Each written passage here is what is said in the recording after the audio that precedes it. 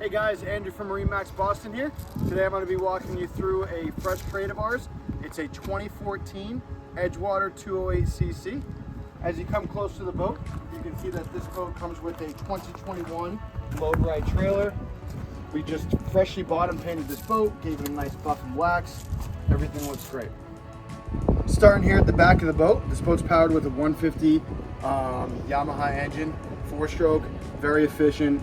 Gonna get you up on plane, get you where you need to go. Making our way in, see a nice bench seat here that folds away, so if you're doing any fishing, you can get it right out of the way. Coming up forward, leaning post, a couple rod holders here in the back. Upholstery's in great shape. At the helm here, you get a GPS Garmin map, digital shift throttle. You get all your gauges here with the VHF radio. As we make our way to the front, you know, for a 21-foot boat, you can see it's pretty spacious. Bow cushion, front seat, you know, lets you entertain a little bit better with more people. If you have any more interest in this boat, please give me a call. My name's Andrew at MarineMax Boston, 978-879-3721. Thanks.